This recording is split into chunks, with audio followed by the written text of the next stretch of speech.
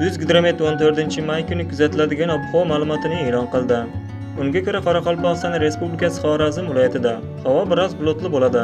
Ba'zi joylarda o'zgaruvchan bo'lib, yog'ingarchilik kutilmaydi. Shamol sharqdan 7-12 metr/sekund tezlikda esadi.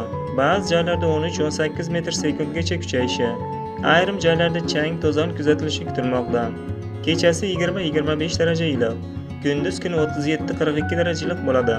Buxoro va Navoiy viloyatida havo biroz bulutli bo'ladi. Ba'zi joylarda o'zgaruvchan bo'lib, yog'ingarchilik kutilmaydi. Shamol sharqdan 7-12 metr/sekund tezlikda esadi. Kechasi 18-23 daraja iliq, kunduz kuni 37-42 daraja iliq bo'ladi. Toshkent, Sirdaryo va Jizzax, Samarqand viloyatlarida havo biroz bulutli bo'ladi. Ba'zi joylarda o'zgaruvchan bo'ladi. Yog'ingarchilik kutilmaydi. Shamol sharqdan 7-12 metr/sekund tezlikda esadi. Kechasi 17-22 daraja iliq, kunduz kuni 34-39 daraja iliq bo'ladi. Qashqadaryo va Surxondaryo viloyatlarida havo biroz bulutli bo'ladi.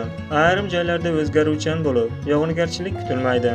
Shamol sharqdan 7-12 metr/sekund tezlikda esadi.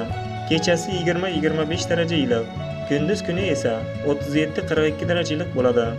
Andijon, Namangan, Farg'ona viloyatlarida havo biroz bulutli bo'ladi.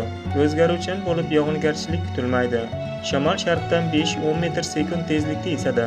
Kechasi 15-20 daraja iliq, kunduz kuni 32-38 daraja iliq bo'ladi.